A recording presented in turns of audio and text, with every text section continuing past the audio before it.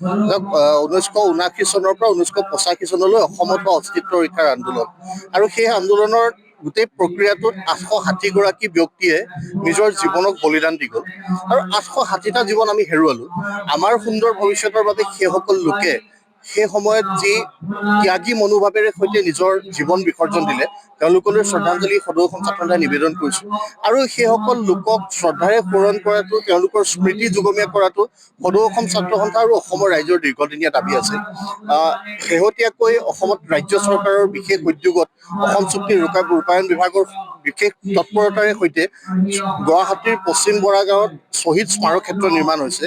অসমৰ মাননীয় মুখ্যমন্ত্ৰী ডাঙৰীয়াই শ্বহীদ দিৱসৰ দিনা আনুষ্ঠানিকভাৱে শুভাৰম্ভ কৰিছে আৰু দেশৰ প্ৰধানমন্ত্ৰী ডাঙৰীয়া তালৈ আহিব।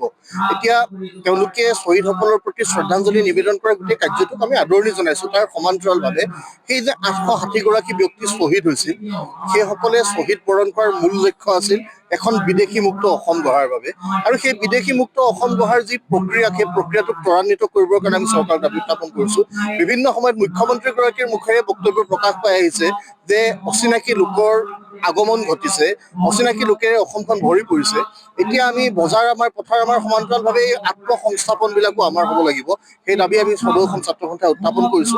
অসম চুক্তিৰ প্ৰতিটো দফা আখৰে আখৰে ৰূপায়ণ কৰাৰ লগতে অসম চুক্তিৰ 6 নং দফাৰ আধাৰত কেন্দ্ৰৰ গৃহ বিভাগে গঠন কৰি দিয়া অৱসৰপ্ৰাপ্ত ন্যায়াধীশ বিপ্লৱ কুমাৰ শৰ্মা আয়োগৰ যি প্ৰতিবেদন, সেই প্ৰতিবেদনৰ ভিত্তিত খিলঞ্জীয়া মানুহৰ সাংবিধানিক ৰক্ষা কৱচ প্ৰদানৰ দাবীটো পুনৰবাৰ উত্থাপন কৰিছো। প্ৰধানমন্ত্ৰী ডাঙৰীয়া আহিব, আমি শ্বহীদসকললৈ শ্ৰদ্ধাঞ্জলি জনাব, আমি আদৰণি জনাইছো।